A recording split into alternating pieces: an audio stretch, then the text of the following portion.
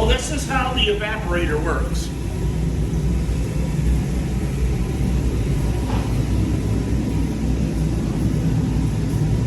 Back in here we got 2 tanks. When we come from the woods, we pump it in from there, comes around up this 1.5-inch line. I got a meter right there that tells us how many gallons we transfer, and I got 2 valves. One of them drops right down into the bulk tank, which is just like a milk. It's a milk tank that cools, and I have temperature gauge settings over there that I can adjust the temperature. So if I wanted to fill this tank, I turn this valve on, turn this one off. If this tank gets too full, I can turn this off, turn this on, and bring sap into either one of them 2 white barrels. These over here is where I can adjust the temperature, because I like to keep them basically right at, just above freezing. A lot of times there's ice on the sides of the tank. These are just refrigerant cooling compressors, they're called. This tank over here, we bring the sap in. Right over here is what they call a reverse osmosis. What that does is, there's a bunch of gauges and whatnot on it, but it will take the sap that we bring in, and it will take out most of the excess water that we're trying to evaporate.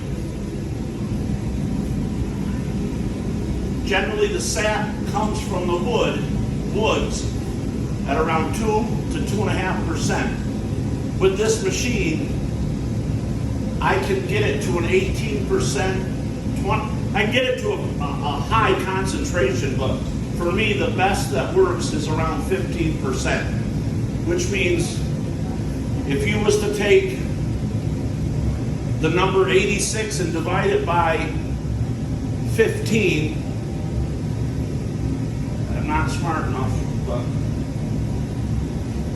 86 divided by a 15% concentrate, it takes me 5.7 gallons of 17% or 15% concentrate to make a gallon of syrup.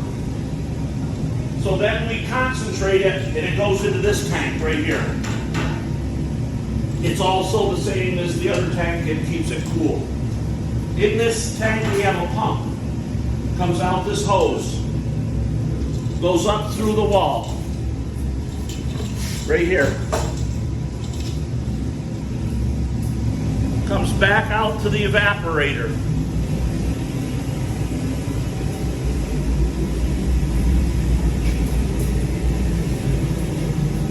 I pump it from this hose right into here. Up here, there's a float that keeps this tank at that level. At this point, it's gravity.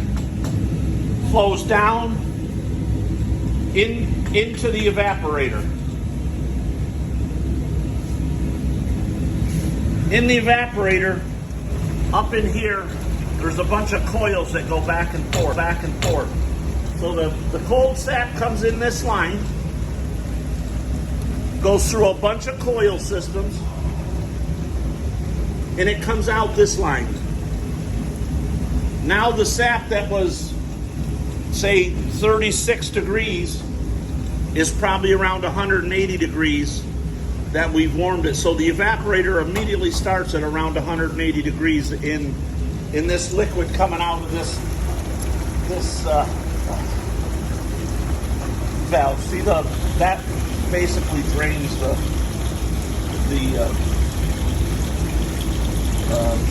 coils up there. Comes down. This here is just an air releaser, so it doesn't get bound or airtight. Comes into this float box. The float box lets the sap right here, right there. If I push the thing down, see the sap come in? And then this float right here keeps it where I want it to be. Right here is a sight gauge. I like to keep the liquid in this pan at around 1.5 inches. And actually there's a mark right here that tells me that. So now the sap enters into the evaporator, and there's it actually enters in this far corner over here, and it makes its way back and forth, because as it boils it gets denser. Once it comes from this pan, it comes in right here. Again, there's another float system. It's all run on gravity pressure. That usually is 1.5 inches. Right today we're just finishing off the syrup or the sap that we had last night left over. It goes into this pan. Again, it's got 2 dividers in it. It goes across, back through a gate down here, back here, and then it's at this valve. There's a probe right here. It's a thermometer. And it's actually hooked to this machine that I pay attention to a lot of times that I've talked about.